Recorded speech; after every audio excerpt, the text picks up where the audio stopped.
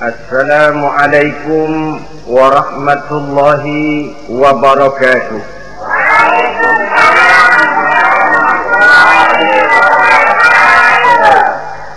Bismillahirrahmanirrahim. Alhamdulillahi rabbil alamin. Wassalatu wassalamu ala asyrafil anbiya'i wal mursalin Sayyidina wa maulana Muhammadin wa ala alihi wa ashabihil mujahidin at-tahirin, amma ba'du.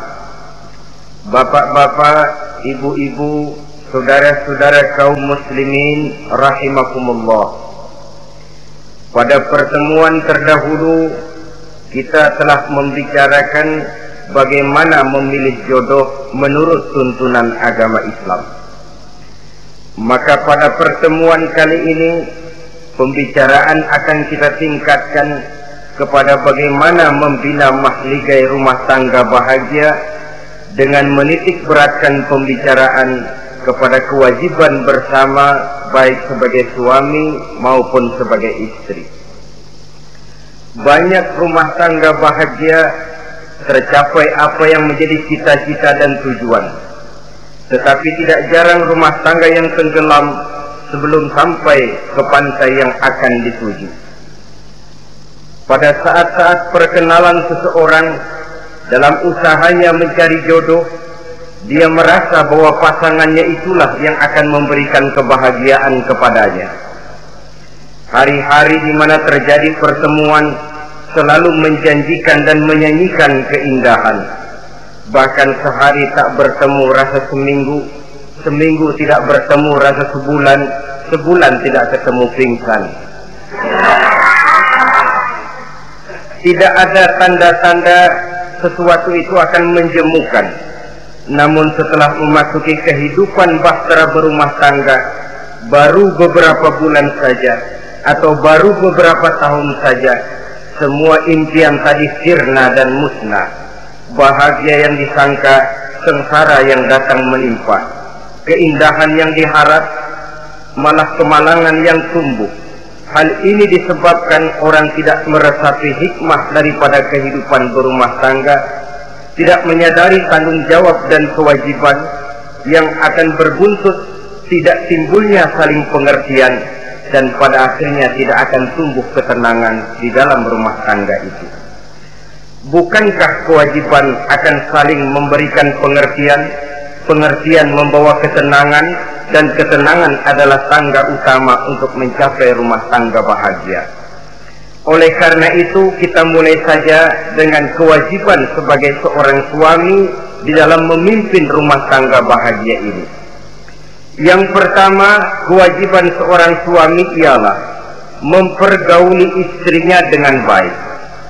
Setiap suami, manakala selesai dia mengucapkan ijab dan qabul di hadapan tuan pengulu atau tuan qadhi, maka ia pun mengucapkan sigat ta'liq yang berisi perjanjian dari seorang suami bahwa ia akan mempergauli istrinya dengan baik, muasyarah bil ma'ruf menurut tuntunan syariat agama Islam.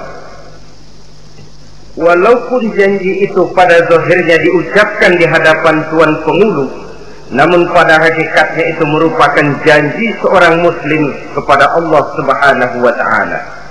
Ini tidak lain karena nikah dalam pandangan Islam merupakan sesuatu yang sakral, merupakan sesuatu yang suci, dan bagian daripada ibadah kepada Allah Subhanahu wa ta'ala. Dalam surah An-Nisa ayat 19, Allah Subhanahu wa ta'ala memberikan bimbingan. Ya ayyuhalladzina amanu la yahillu lakum an tarisun nisaa karha. Hai orang-orang yang beriman, tidak dibolehkan bagi kamu mengambil perempuan secara paksa. Dengan kata lain, pernikahan harus dilaksanakan atas dasar suka sama suka. Tidak ada pihak yang terpaksa dan tidak ada pula pihak yang dipaksa. Kita hidup tidak lagi di satu zaman seperti zamannya Siti Nurbaya. Walaupun barangkali cinta memang bisa timbul setelah pernikahan, tetapi akan lebih baik kalau sebelumnya telah diawali dengan saling kenal mengenal, saling memahami latar belakang masing-masing untuk memudahkan timbulnya saling pengertian. Wala ta'diluhunna litadhhabu bi ba'di ma ataitumuhunna illa an ya'tina bi fahishatin mubayyinah.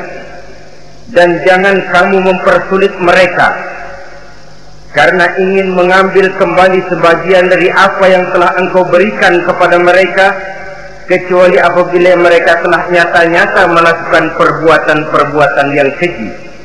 Wa ashiruhunna bil ma'ruf, dan pergaulilah istri-istrimu itu dengan baik. Fa in karihtumuhunna, kalau kamu merasa tidak suka kepadanya, bersabarlah. Fa asa an takrahu syai'an wa yaj'alallahu fihi khairan katsira, karena boleh jadi kamu tidak menyukai sesuatu, padahal Allah menjadikan di dalam sesuatu yang kamu tidak sukai itu kebaikan yang banyak bagimu. Ini merupakan tuntunan umum betapa seorang suami harus mempergauli istrinya dengan baik, mu'asyarah bil ma'ruf, menurut tuntunan syariat agama Islam. Karena bagaimanapun hak milik seorang suami terhadap istrinya adalah milkul manfaat, milik untuk mengambil manfaat, bukan milkul mutlak seperti seorang memelihara budak umpamanya, yang bisa dihitam putihkan, bisa dijungkir balikan, bisa diperlakukan sekehendaknya. Itu bertentangan dengan tuntunan agama kita. Adalah kewajiban seorang suami mempergauli istrinya dengan baik. Kemudian yang kedua, seorang suami harus menaruh perhatian, menjaga kehormatan, dan bila perlu turut membantu dan menolong pekerjaan istrinya. Menaruh perhatian sampai kepada hal-hal yang kecil, sehingga si istri merasa bahwa dia mendapat perhatian. Ada dia mengadu, ada tempat dia melarikan persoalan, ada tempat dia bercerita. Sejak dari tingkah laku, berpakaian, berperhiasan, make up, dan lain sebagainya. Karena tanpa ada perhatian dari seorang suami, biasanya istri akan menjadi malas, baik untuk bersolek, baik untuk membina dan mengatur rumah tangga, dan lain sebagainya. Apalagi tidak berat lidah untuk memuji perbuatan baik yang dilakukan istrinya, dan tidak mencela secara langsung perbuatan-perbuatan salah yang dilakukan oleh istrinya. Dia bisa menegur secara bijaksana dan dewasa. Saudara-saudara kaum muslimin, seorang sahabat bernama Salman Al-Farisi mempunyai adik perempuan yang kawin dengan Abi Dzar Al-Ghifari. Satu hari Salman datang menengoki adik perempuan ini di rumahnya. Dilihatnya adiknya, rambutnya acak-acakan, pakaiannya kumuh, pendeknya nggak enak dilihat. Salman memberikan nasihat, kau bersoleklah sedikit supaya suamimu betah di rumah. Kata istrinya, untuk siapa saya bersolek? Ya tentu untuk siapa lagi kalau bukan untuk suamimu. Kata adiknya, percuma saja, suami saya jarang di rumah. Kemana? Di masjid terus. Salman mengadukan hal ini kepada baginda Rasul, lalu baginda Rasul mengatakan, inna likulli syai'in haqqun, segala sesuatu ada haknya. Allah ada haknya untuk disembah, istri pun mempunyai hak untuk dipenuhi. Melalaikan salah satu hak berarti melakukan kezaliman.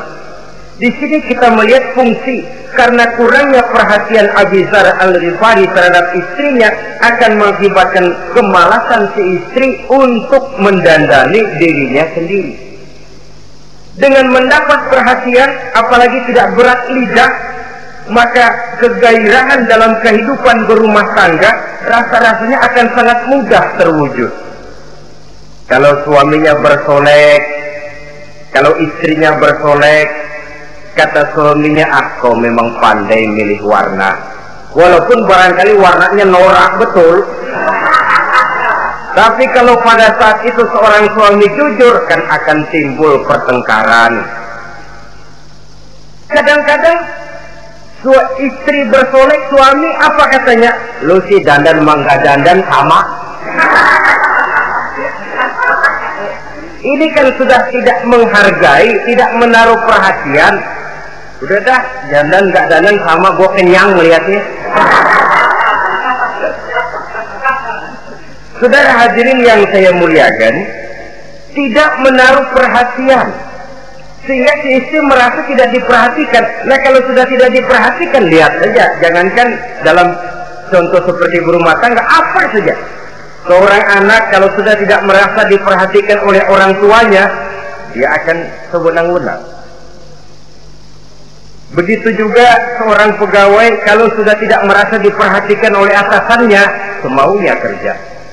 Pun seorang istri kalau dia merasa sudah tidak diperhatikan oleh suaminya, akibatnya dia akan dandan semaunya, dia akan ngurus rumah tangga semaunya, dia akan memasak masakan semaunya.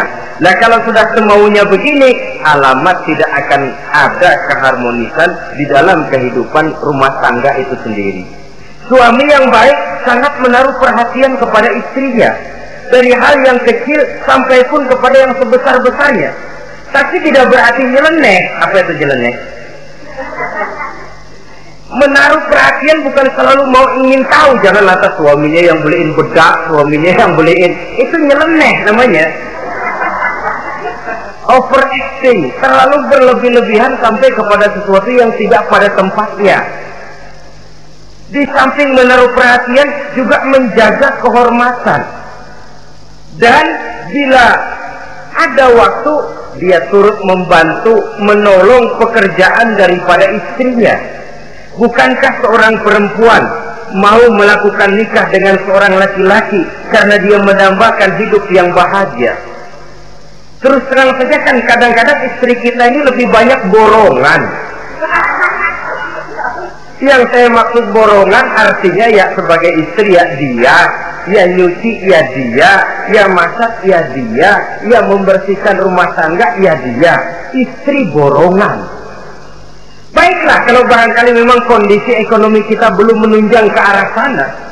Walaupun istri berkewajiban untuk taat kepada suami, tetapi adalah wajar suami pun tenggang rasa dan timbang-timbang. Rasulullah saja kadang-kadang dan tidak jarang menjahit bajunya sendiri, memperbaiki kasutnya sendiri. Artinya pada waktu yang terluang dan memang bisa dilakukan, jangan mengandalkan kepada istri.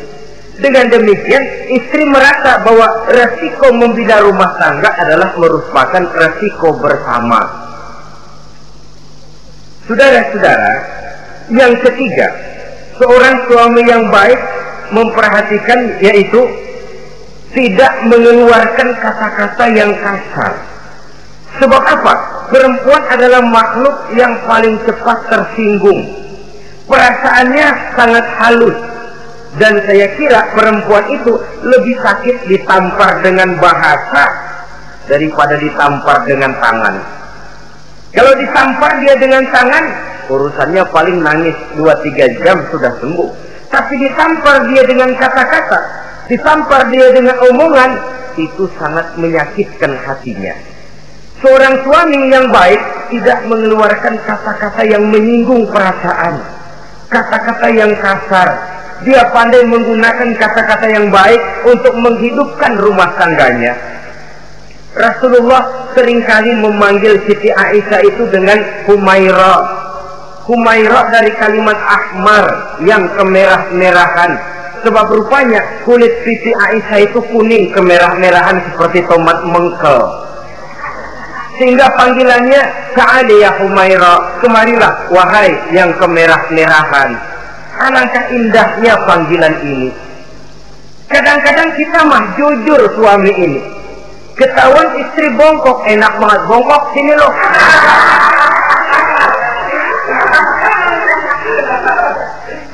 Jujur tapi nyakitin. Saudara-saudara, kadang-kadang inilah ya, bahasa perbuatan sangat besar pengaruhnya dalam menciptakan keharmonisan di rumah tangga. Pacaran mah manggilnya yang, Mau kemana yang?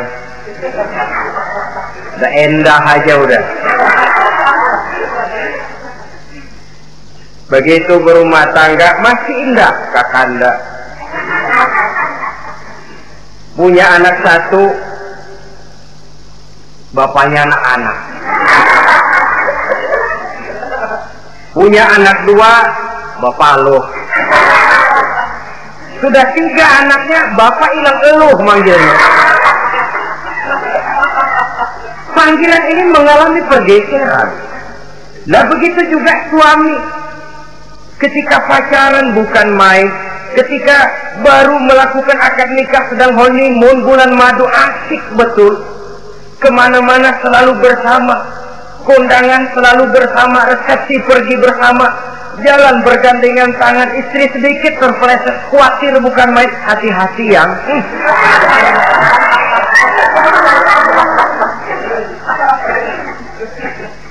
Sudah anak 3, istri ngajak kondangan, kata suami, lo pergi duluan aja dah.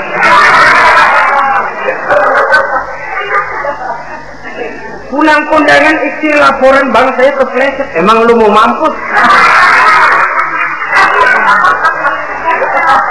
Kejam betul. Hilang panggilan yang tadinya begitu mesra. Saudara hadirin yang saya muliakan, ini kata-kata kelihatannya kecil, sederhana, tapi sangat besar pengaruhnya dalam menciptakan rumah tangga yang bahagia ini. Oleh karena itu, soal isi hati kita itu urusan gaib yang tahu cuma Allah. Orang lebih dahulu lihat penampilan, dan dari penampilan ini yang dinilai adalah kata-kata kita. Oleh karena itu, seorang suami yang baik, dia tidak mengeluarkan kata-kata yang menyinggung perasaan. Kalaupun dia marah betul, dia tidak mencaci maki secara langsung.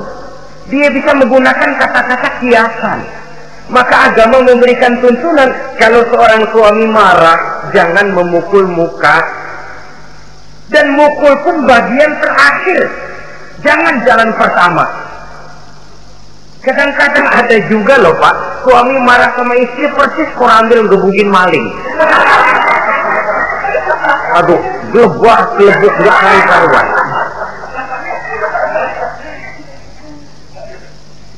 Jangan, kata agama, kalau kau memang ya melihat tingkah laku istrimu yang tidak enak, tegur dengan kata-kata lemah lembut. Lemah lembut tidak bisa, sedikit keras. Sedikit keras masih nekat, bentak. Bentak pun tidak bisa juga, pisah tempat tidur. Pisah tempat tidur masih tidak bisa juga, pukul. Jangan mukanya, bagian lain dari tubuh. Itu pun tujuannya bukan untuk menyakiti, tapi untuk mendidik. Saudara hadirin, misalnya istri tidak sholat, suami tampil, bu sholat. Mboknya malu sama tetangga kalau nggak sholat. Dengan lemah lembut masih tidak kena. Besok kencengan dikit ngomongnya. Mari kan udah saya bilangin sholat 2 kali, belum mau juga. Oh sholat jadi. Mulai naik tensi omongan. Masih nekat. Begini saja. Saya dari kalem sampai bentak udah. Sekarang kamu nggak mau juga sholat, saya mulai nggak enak pikiran. Mulai ntar malam kamu tidur kamar depan, saya kamar belakang. Pisah tempat tidur. Kadang-kadang kan nggak kuat emosi kalau sudah marah sama istri, ngebludak. Kalau istri diusir, sudah pulang ke rumah moyangmu.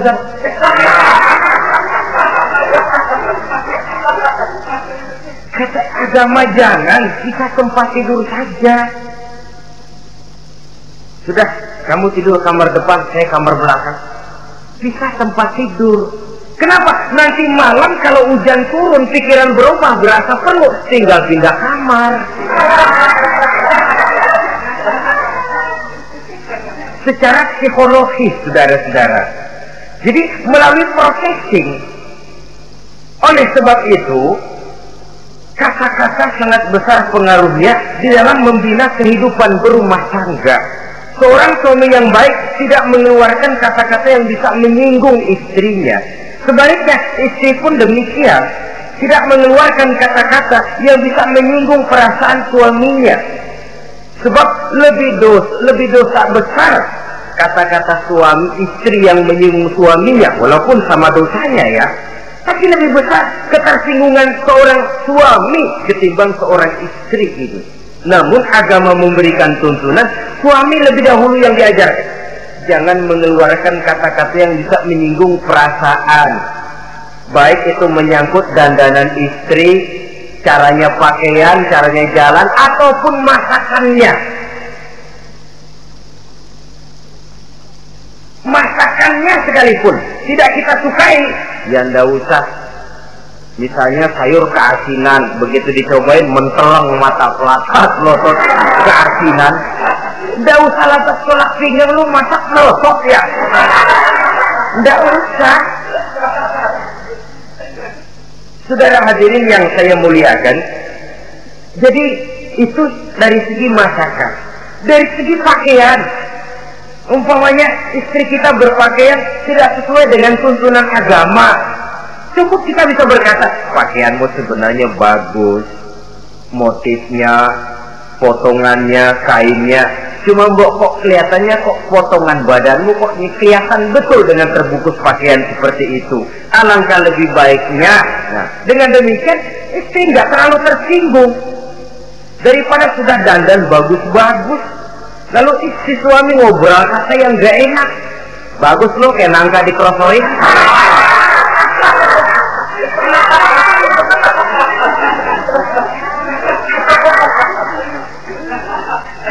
Allahu Akbar.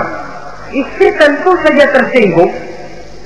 Atau dia pakai bedak berlebihan, ya tentu dia pun begitu karena ingin ada kebanggaan suami jalan dengan dia merasa bangga. Tapi over, bedaknya berlebihan, lipstiknya berlebihan, suami usil, begitu mau berangkat ke undangan istrinya keluar nanya mau main topeng monyet di mana?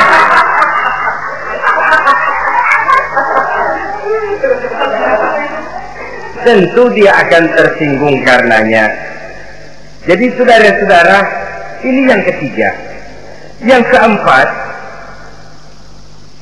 seorang suami yang baik jangan memberikan pekerjaan di luar batas kemampuan istrinya.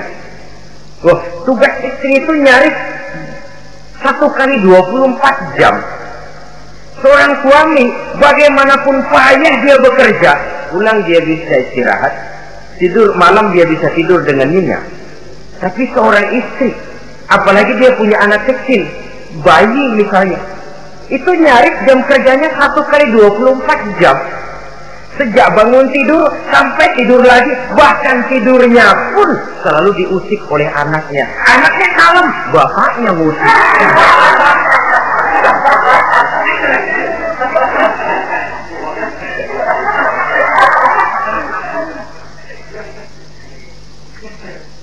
Jadi jangan memberikan pekerjaan di luar batas kemampuan. Kata pepatah, "Iza aradta an tuta'a fasal ma yusqata." Apabila kamu ingin ditaati, perintahkan apa yang orang mampu mengerjakan.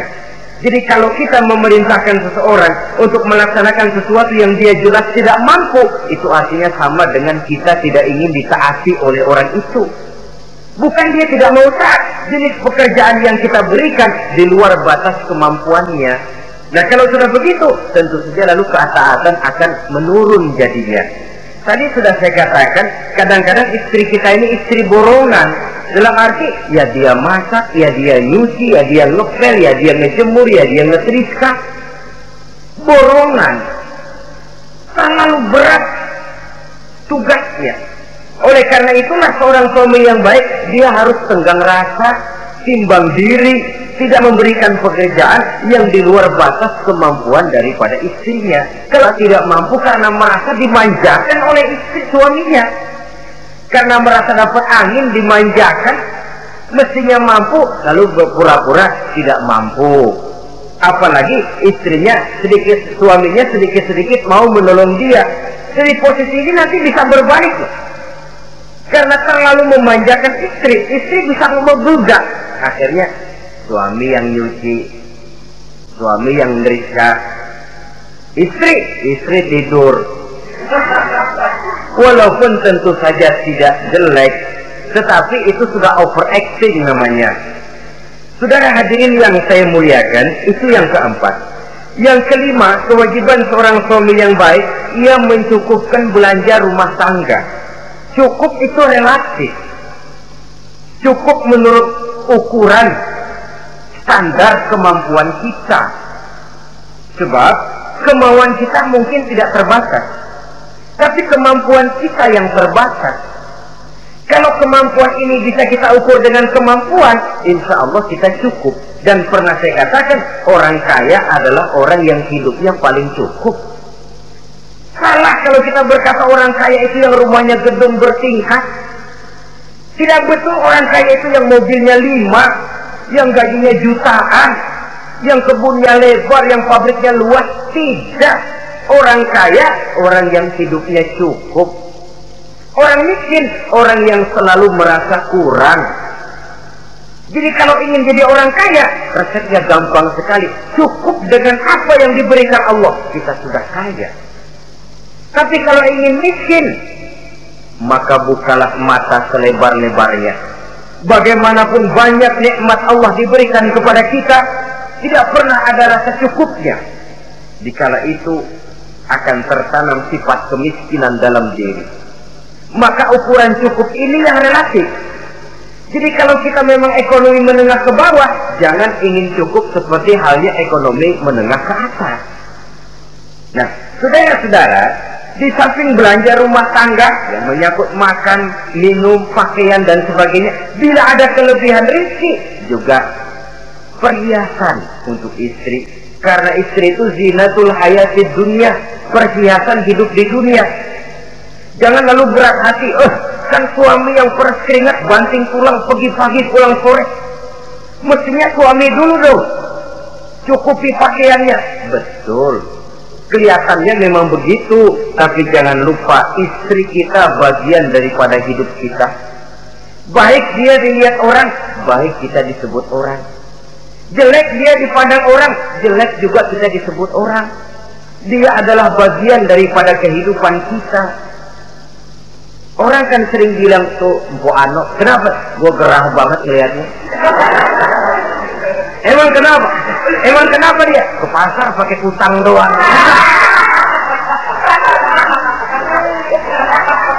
Kata temennya, terang aja dia kan binnya si Meun itu.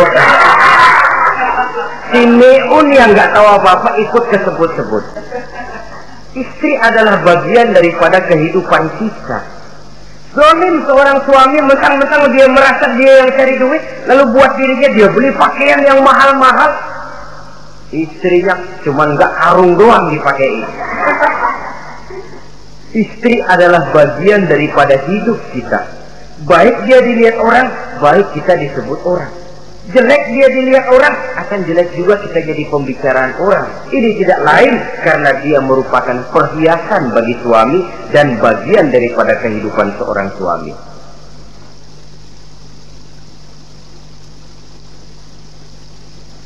Adalah satu perbuatan zalim misalnya, kalau seorang suami manakala dia beroleh rezeki parkir di restoran.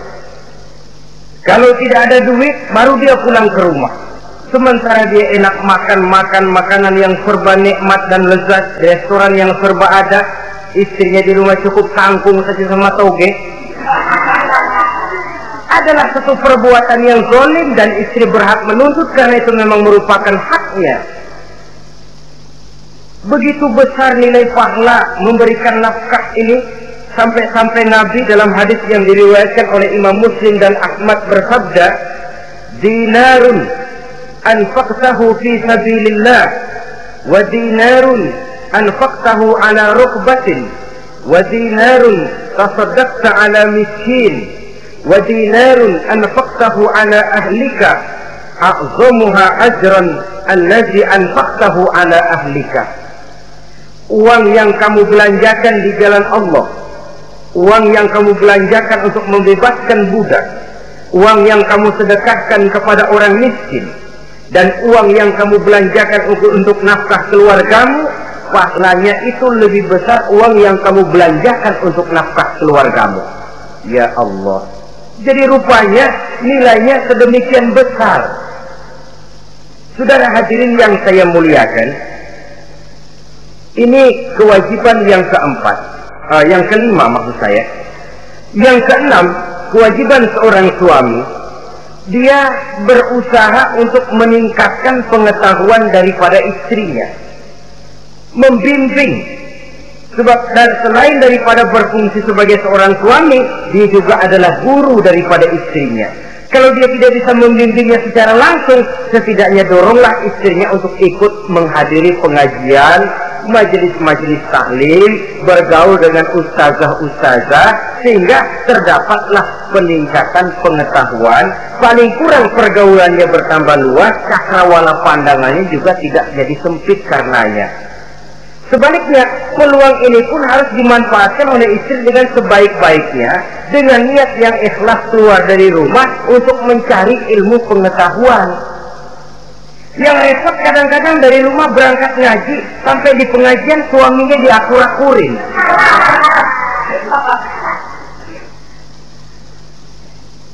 Atau tetangganya jadi bahan gunjingan.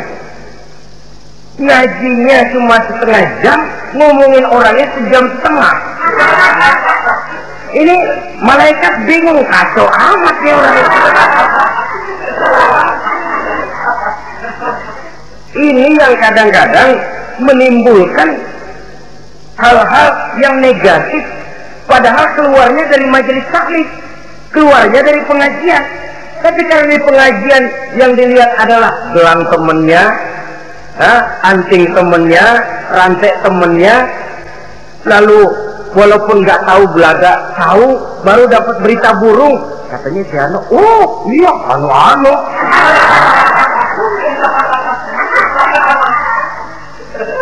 Saudara hadirin yang saya muliakan, akhirnya nanti kan suami jadi pegel. Lu kok disuruh ngaji bukan mikir bener, pulang malah gua digonggong-gonggong minta gelang, bagaimana? Rupanya tidak memanfaatkan peluang yang diberikan itu seperti yang seharusnya.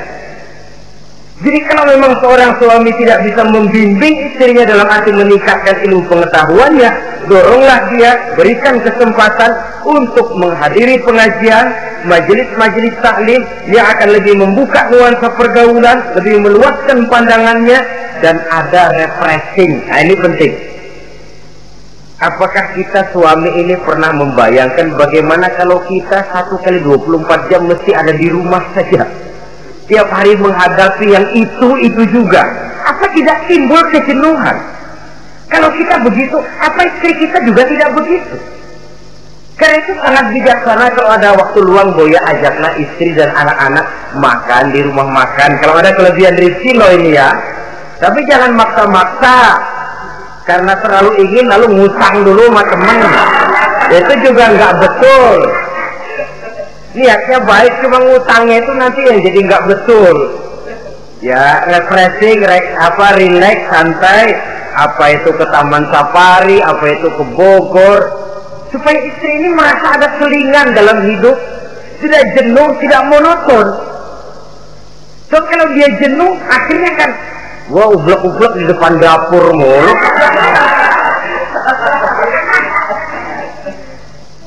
Saudara hadirin yang saya muliakan, kejenuhan ini pada suatu saat kan akan meledak. Nah, kalau meledak tanpa tersalurkan, dia akhirnya akan mencari saluran sendiri. Iya kalau positif, kalau negatif, innalillahi wa inna ilaihi raji'un jadinya. Oleh karena itu, seorang suami yang baik berkewajiban meningkatkan pengetahuan istrinya. Sebab boleh jadi istri tidak melaksanakan kewajiban karena tidak tahunya. Dan kalau istri nggak tahu, jangan digoblok-gobloki. Mestinya dibimbing, diberikan kesempatan ngaji. Kamu sih disuruh gini aja kok nggak bisa, memang goblok. Memang bukan dibimbing malah digoblok-gobloki. Lalu istri kan apa ya, bahasa Prancisnya nelongso. Apa nelongso? Narik diri. Apa katanya? Gue tahu lu goblok, lu nggak kawin sama gue. Nah,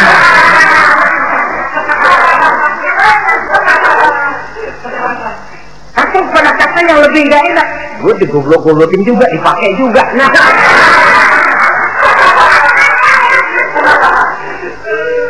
lebih nggak enak lagi tuh. Jadi saudara-saudara, hal-hal yang memerlukan kesabaran ini memang menuntut kedewasaan dari seorang suami. Dia kalau baru 1-2 bulan berumah tangga, segalanya masih menjanjikan dan menyanyikan keindahan. Tapi makin hari kita bergaul di rumah tangga, kita makin tahu karakter, mental, watak daripada istri. Kekurangannya mulai kelihatan, keburukan wataknya mulai nampak. Dikala itulah kita sebagai suami harus dewasa, sabar, membimbing mereka. Kalau waktu 2-3 bulan pertama di rumah tangga namanya honeymoon, segalanya indah, mana ada kekurangan. Masa keasinan, lezat. Nasi kekerasan, asyik. Segalanya nggak pernah salah, selalu betul. Suami istri masak keasinan, lihat si suami melotot makan, nanya, "Bang, sayur keasinan?" Enggak. Soal keasinan bagus, keasinan masih bagus. Kenapa? Udah endah aja. Tapi mampukah ini bertahan? Ini yang jadi masalah, mempertahankan suasana kebaruan itu. Saudara hadirin yang saya muliakan, yang ketujuh, kewajiban suami ini, suami yang baik memberi kesempatan kepada istri untuk nengok, bersilaturahmi dengan orang tuanya, kerabatnya, atau tetangganya. Walaupun nanti ya, istri tidak boleh menggunakan ini secara salah. Karena apa? Karena orang tua dan mertua itu cuma istilah. Hakikatnya ya sama, yang mertua ya orang tua. Siapa lagi orang tua? Itu cuma satu istilah. Perbedaan istilah tidak harus menyebabkan kita berbeda sikap. Jangan kalau mertua yang datang, suami curiga. Kalau istri didorong-dorong, bagaimana tuh datang? Babelu katanya. Lalu belum apa-apa sudah buruk sangka, biasa babelu. Biasa katanya. Nah, biasa ini sudah gak enak tuh. Biasa datang bawa jeruk, pulang minjem duit. Allahu Akbar. Ini kan sudah menanamkan rasa gak enak. Malah akan lebih baik kalau mertua yang datang, suami menyambut lebih dahulu. Tidak akan nampak kecintaannya. Tidak lagi membedakan antara mertua dengan orang tua, karena itu cuma sekedar istilah. Memberikan kesempatan. Dan seorang istri pun, walaupun akan ke rumah orang tuanya sendiri, izin suami itu wajib. Jangan merasa, saya kan mau ke rumah orang tua sendiri, kepada orang tua kan ibadah, wajib, betul. Tapi setelah punya suami, ranking pertama suami. Bukankah saudara pernah dengar satu riwayat, seorang sahabat akan pergi jihad di jalan Allah, perang membela agama. Ketika akan berangkat, dia pesan sama istrinya, "Aku mau perang membela agama. Aku pesan, kalau aku belum pulang ke rumah, kau jangan keluar rumah." Baik bang, berangkatlah si suami dengan iringan doa istrinya. Nah, ini istri yang baik ya. Suami pergi kantor, istri doa. Di situ letak kerjasama. Suami buka warung, istri sembahyang duha. Di situ letak kerjasama. Ya Allah, kata istri dalam duhanya itu, mudahkan rezeki suami saya. Kalau memang rezekinya masih di langit, turunin ya Allah. Kalau masih terpendam di perut bumi, keluarkan ya Allah. Kalau masih jauh, dekatkan ya Allah. Ikhlas melepas suami dengan iringan doa. Suami pun berusaha lulapan terasa jalannya. Tapi kalau dari berangkat keluar rumah sudah dilepas oleh demo, tahu demo? Moyo. Itu suami berangkat juga hatinya sudah kusut, sudah tidak dilepas dengan doa. Lalu si istri juga barangkali suaminya berangkat ngedumel. Ya, jangan dikasih rezeki, Tuhan tadi dikasih rezeki gak kawin lagi. Nah.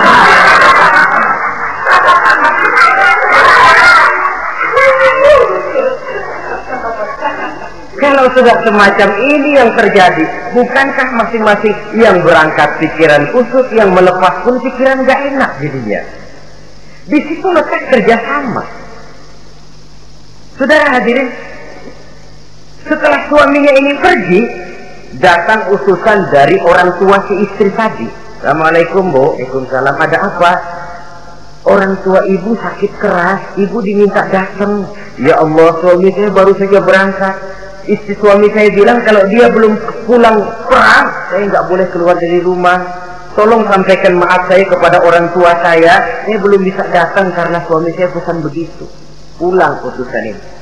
Besok balik lagi. Gimana? Aduh Bu, orang tua ibu makin parah.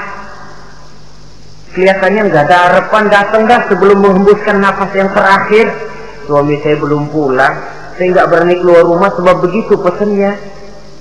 Sudah, pulang saja. Saya ikut doa mudah-mudahan orang tua cepat sembuh. Besoknya hari ketiga utusan ini datang lagi. Bagaimana? Sudah meninggal Bu. Barangkali sebelum dikubur ibu masih mau ketemu. Maaf saja. Bagaimanapun berat hati saya, suami saya belum pulang. Pesannya tadi begitu. Ini rupanya utusan kesel. Ini orang sama orang tua sendiri gini-gini amat. Lalu lapor kepada baginda Rasul. Apa jawab beliau? Baginda Rasul malah berkata, dosa orang tua yang meninggal ini sudah diampuni oleh Allah karena dia mempunyai anak perempuan yang begitu taat kepada suaminya. Allah Akbar. Jadi ketaatannya kepada suaminya ini diberikan satu ganjaran oleh Allah mengampuni dosa orang tuanya yang sudah meninggal ini. Jadi jangan merasa mentang-mentang mau ke rumah orang tua sendiri selonong boy. Selonong boy, masa bodoh laki mau tahu nggak tahu, pokoknya gua ke rumah orang tua gua sendiri. Jangan lupa setelah berumah tangga, ranking urutan pertama suami, setelah itu barulah orang tua. Saudara hadirin yang saya muliakan, begitu juga istri yang baik mendapat izin dari suaminya. Bu, tolong ambilin uang di dompet. Sudah izin, istri yang baik dompetnya dibawain. Ini saja Bang, ambil sendiri. Nanti saya ambil 10.000, merasa kurang 20.000, lagi ambil saja sendirilah.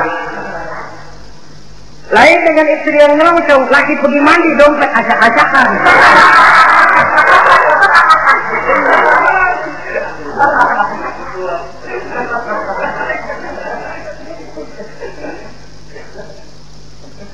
Saudara hadirin yang saya muliakan, baik silaturahmi itu kepada orang tua atau kerabat, famili, andai tolan, keluarga lain, ataupun tetangga. Tetangga itu perlu sepanjang dia menghasilkan nilai-nilai positif. Karena memang kita makhluk bermasyarakat. Yang tidak boleh kalau dengan bertetangga itu lalu menghasilkan hal-hal yang negatif. Saudara hadirin, yang kedelapan, seorang suami yang baik wajib bersikap lapang dada dan sabar menghadapi kekurangan-kekurangan yang ada pada istrinya. Lapang dada dan sabar. Sebab memang membangun manusia itu lebih sulit dari membangun jembatan. Kalau memperbaiki jembatan mungkin seminggu 2 minggu selesai. Tapi memperbaiki watak seseorang memerlukan waktu lama. Prosesnya diperlukan kesabaran, sikap lapang dada dan sebagainya. Seorang suami harus bersikap lapang dada dan sabar menghadapi kekurangan-kekurangan yang ada pada istrinya. Dan kekurangan-kekurangan itu tidak lalu dia ceritakan kepada yang lain.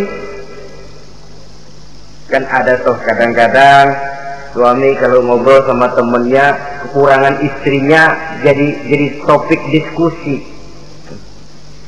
Ini gue payah banget dah. Lu nggak ada yang nanya, istrinya dipayahin di mana-mana. Kayaknya nggak malu. Mengorek aib sendiri kan menepuk air di dulang, toh itu artinya. Kalau aib istri kita ceritakan di mana-mana, bukankah artinya kita juga menceritakan aib kita sendiri? Karena istri bagian daripada kehidupan kita. Sebagaimanapun seorang istri tidak wajar menceritakan aib dan kekurangan suaminya di mana-mana. Malah dia harus menutupi.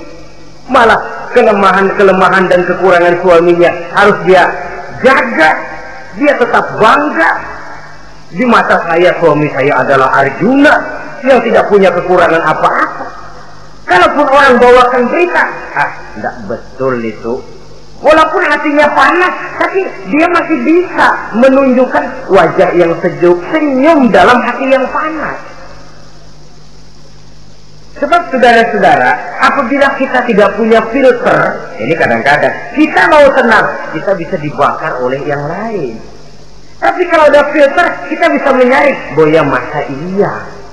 Sehingga dengan demikian, sikap lapang dada dan kesabaran ini, walaupun diutamakan adalah merupakan kewajiban suami, juga sekaligus merupakan imbangan daripada si istri. Nah, kemudian yang ke-9, seorang suami wajib berpenampilan bersih dan rapi di hadapan istrinya. Sehingga tanpa anggun. Anggun ini lalu menimbulkan wibawa. Nah, dari wibawa lahir rasa hormat. Tapi kalau suami di depan istrinya kelihatan butut, rebek, jelek, belek,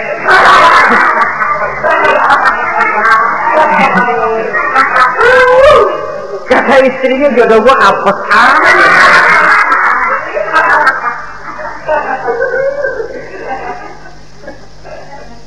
tidak akan timbul kewibawaan. Nah, kalau sudah tidak timbul wibawa, dia bagaimana si istri itu akan merasa dia wajib taat kepada suami. Saudara hadirin yang saya muliakan, jadi ternyata penampilan bukan cuma kewajiban istri, seorang suami juga harus mengimbangi itu. Sehingga dengan demikian keterasian dalam kehidupan di rumah tangga itu akan terasa jadinya. Nah, inilah pada prinsipnya kewajiban daripada suami. Lalu kemudian apa kewajiban istri? Yang pertama, saudara-saudara, terutama ibu-ibu tentu, istri itu berkewajiban untuk taat dan patuh kepada suaminya. Sepanjang perintah suaminya itu tidak untuk bermaksiat kepada Allah. Jangankan amalan yang mubah, amalan yang sunnah saja tidak diizinkan oleh suami, masih dikerjakan oleh istrinya, dosa. Itu amalan sunnah. Misal saja ini ya, suami kebetulan ngambil cuti hari Senin ada di rumah. Begitu malam Senin, kata si istri, bang, besok kan hari Senin, saya mau puasa sunnah. Karena istrinya santri, biasa puasa Senin Kemis. Kata suaminya, lu tega amat, gua tumben perek Senin. Senin ada di rumah, lalu mau puasa, gua lu suruh ngapain? Umpamanya lo ya, umpama.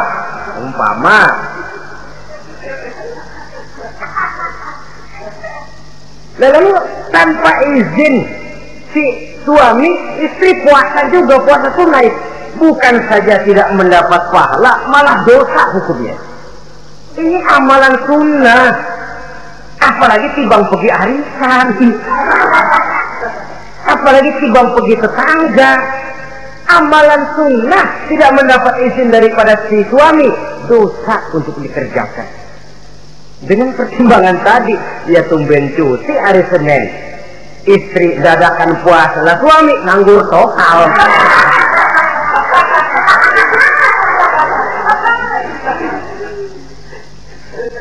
Saudara hadirin yang saya muliakan, Nabi bersabda, ayyuma imra'atin matat wa zawjuha anha radin illa dakhalatil jannah. Apabila seorang istri, seorang perempuan meninggal dunia, suaminya ridho kepadanya, maka perempuan itu pasti masuk surga.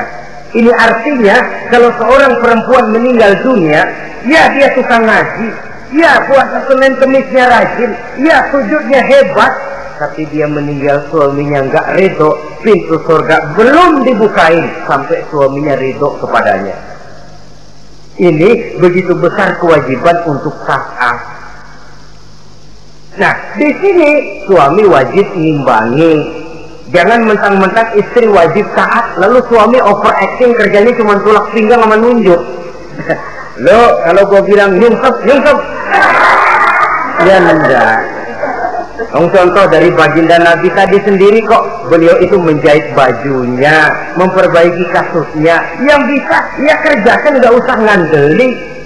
Saudara hadirin, yang kedua, Seorang istri berkewajiban untuk memperlihatkan budi pekerti yang baik kepada suaminya. Lah, budi pekerti itu yang baik yang bagaimana? Yang diisyaratkan oleh Nabi. Apa kata beliau? Khairun nisa, perempuan yang baik ialah man sarratka iza absorta, yaitu yang mengembirakan kamu apabila kamu memandang kepadanya. Satu, ini termasuk budi pekerti yang baik. Apabila dipandang oleh suaminya, dia pandai menyenangkan, menggembirakan hati suaminya. Jadi, tolong ibu-ibu, jadilah istri yang siap pakai. Nah, itu tuh. Itu istilahnya. Anytime already, standby. Ya. Apabila dipandang, dia sanggup menggembirakan hati suaminya. Suami pulang dari pasar dagang rugi, istrinya tampil. Itulah bang, romantikanya dagang. Mboya sekali-sekali rugi, apa mboya selalu untung? Gelombang laut saja pasang surut. Lah, suami kan merasa ada air penyejuk. Ini termasuk menggembirakan. Jangan suami sudah pulang dari pasar rugi, miko panjang, ngos-ngosan sampai rumah istri keramah. Lasar lu laki goblok. Dagang pakai rugi. Ini kan suami sudah di pasar rugi, sampai rumah digoblok-goblokin. Nah itu nanti ya efeknya, suami itu kalau sudah istri nggak menyenangkan hatinya di rumah, si suami itu kena penyakit ya, istilah sekarang ini penyakit broken home. Nah penyakit nggak betah di rumah. Mestinya dia kumpul di rumah, dadakan di pos ansik dia kongkok. Sampai subuh lagi, sampai subuh. Sampai subuh. Saudara hadirin yang saya muliakan, pandai menggembirakan, menjadi penghibur. Usaha suami gagal, dagangnya rugi, gairahnya bekerja menurun. Di saat itu istri tampil jadi pengimbang yang baik. Sehingga dengan demikian istri suami lalu merasa ada sedikit air penyejuk. Apabila dipandang, dia pandai menyenangkan hati suaminya. Bagus kalau seorang istri pada saat ada suaminya di rumah dia berdandan, dan suaminya tidak di rumah dia apa adanya. Dan keliru besar, sebab dandannya seorang istri dengan niat untuk menyenangkan hati suaminya merupakan ibadah. Saudara hadirin, ciri yang kedua dari budi pekerti yang baik seorang istri itu apa? Wa tuti'aka iza amarta. Kalau diperintah, dia taat kepadamu. Diperintah, dia taat sepanjang perintah itu tidak untuk bermaksiat kepada Allah. Yang ketiga lagi cirinya, watahfazu ghibataka fi nafsiha wa malika. Dia dapat menjaga diri baik pada waktu kamu tidak ada, baik menjaga dirinya sendiri ataupun menjaga hartamu. Tidak menggunakan kesempitan di dalam kesempitan. Ini ciri dari budi pekerti. Yang ketiga, sekarang kewajiban seorang istri dapat mengatur rumah tangga dengan baik dan rapi. Mengatur rumah tangga itu kan tidak perlu biaya yang mahal-mahal. Asal ditempatkan pada tempat yang serasi, komposisi warna yang cocok, tidak perlu perhiasan yang mewah-mewah. Orang lalu terkesan, rumahnya ini sejuk ya. Kenapa? Tata ruangannya kok enak dilihat, apik. Enggak karena mentang-mentang semua kepengen dilihat orang, semua ditaruh di ruang tamu. Sampai tempayan piring naik ke ruang tamu semua. Walaupun mahal, tapi kalau tidak pada tempatnya kan orang lalu, ini kok terlalu amat ya. Dapat menata. Dan menata ini tentu karena pergaulan. Saudara hadirin yang saya muliakan, sehingga dengan demikian ada suasana kebetahan. Orang di rumah itu merasa seperti, itulah yang dikatakan Nabi, baiti jannati, rumah tanggaku laksana surga bagiku. Laksana kebun, tempat di mana kita melepaskan lelah, tempat di mana kita menemukan ketenangan, tempat di mana kita menemukan refreshing dari segala kejenuhan dan kelelahan akibat tugas-tugas yang kita hadapi, baik di kantor, di tengah masyarakat, di pasar, dan lain sebagainya. Yang keempat, jangan menambah kesulitan suami. Syukur kalau malah bisa membantunya. Bahwa ada seorang istri yang bekerja, itu bagus, asal bisa menjaga diri dan bisa menjaga kepercayaan dan kehormatan daripada suaminya. Dan suami pun yakin bahwa jenis pekerjaan yang dikerjakan oleh istrinya itu tidak bertentangan dengan agama. Tapi malah kalau si suami yang mempekerjakan istrinya, mengeksploitir istrinya, ini zalim. Istrinya yang disuruh kerja, suami ongkang-ongkang kaki di rumah, istrinya yang keras keringat banting tulang. Ya kalau kerja, kalau dikerjain lebih parah lagi. Kan tidak sedikit toh problema rumah tangga semacam ini. Sehingga dengan demikian akhirnya apa? Kendali rumah tangga di tangan istri. Karena istri merasa dia yang cari duit. Istri merasa dia yang berusaha. Kenapa dia tidak mengendalikan rumah tangganya? Dikala itu jatuhlah suami di bawah komando istrinya. Hilang wibawa, hilang karisma, tidak ada ketakutan. Malah akhirnya berbalik seolah-olah si suami jadi istri dan si istri menjadi suami. Apalagi di zaman seperti sekarang. Walaupun pekerjaan sulit, tapi mereka yang punya wajah cantik, mudah senyum, gampang bergaul, dan mau obrol. Tentu banyak saja lapangan kerja yang nyata-nyata bertentangan dengan agama. Nah, yang terakhir, kewajiban daripada istri ialah hemat, cermat, rajin, dan pandai menyimpan. Kalau dia diberikan perhiasan oleh suaminya, niatnya tidak lain. Pertama, menyenangkan hati suaminya. Yang kedua, berjaga-jaga kalau nanti ada kesulitan, toh perhiasan ini bisa dimanfaatkan. Tidak untuk show, tidak untuk sombong-sombongan, tidak untuk hebat-hebatan, tapi dua hal yang jadi pilihan utama tadi. Dengan sikap hemat, cermat, rajin, dan pandai ini, menyimpan, memanfaatkan, dan menggunakan, maka nilai ekonomi di rumah tangga insya Allah akan mengalami stabilnya. Dengan demikian saudara-saudara, secara sepintas kewajiban suami dan istri sudah kita bicarakan. Dengan saling melaksanakan kewajiban akan timbul saling pengertian, dari pengertian akan timbul ketenangan, dari ketenangan insya Allah akan terwujud rumah tangga yang bahagia. Insya Allah nanti pembicaraan akan kita lanjutkan yang mengenai kewajiban bersama dan kewajiban orang tua terhadap anak-anaknya. Mudah-mudahan ini bermanfaat. Terima kasih atas perhatian saudara. Mohon maaf atas segala kekurangan. Usikum wa nafsi bitaqwallah. Wassalamualaikum warahmatullahi wabarakatuh.